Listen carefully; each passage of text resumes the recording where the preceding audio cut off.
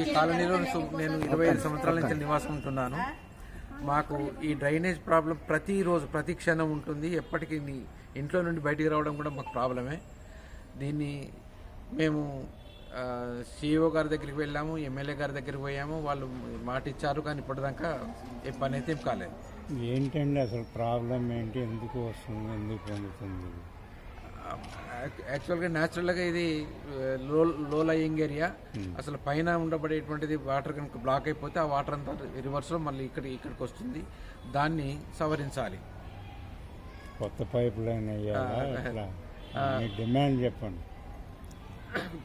కొత్త pipe line వేయాలి. దాంట్లో పైపులు కొద్ది పెద్ద సైజులో వేసేస్తే బాగుంటుంది. అంటే ఈ ప్రాబ్లమ్ ఎప్పటి నుంచి ఉన్నది? లాస్ట్ 20 years నుంచి.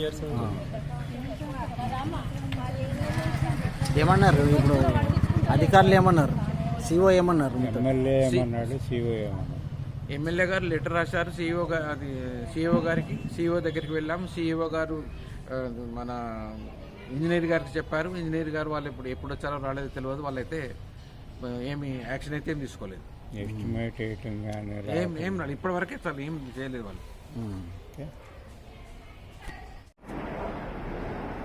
కొంచెం మార్చుకుంటారా?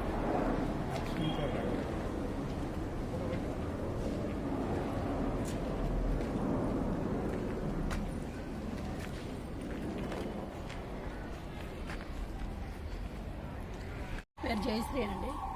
ఇక్కడ బాగా కష్టం ఉన్నది డ్రైనేజ్ తోటి. ఈ డ్రైనేజ్ 10 సంవత్సరాల నుంచి ఇలాగే ఉంటుంది.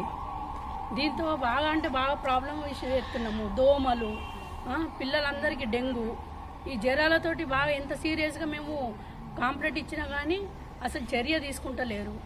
ఎందుకంటే ఇంత చిన్న విషయం అనుకుంటారు మీరు, కానీ మాకు పెద్ద ఇష్యూ ఉన్నది ఇక్కడ. వాడకడుకు కూడా గొడవలు, ఇవేంది వాసన, వశపడకుండా బయటకు తిరగలేని పరిస్థితి, పిల్లలకు డెంగ్యూ జ్వరాలు, ఇవన్నీ బాధలు మీరు చూసి ఈ కాంప్లైంట్ని సీరియస్గా తీసుకొని ఈ పని చేయగలరని కోరుకుంటున్నానండి.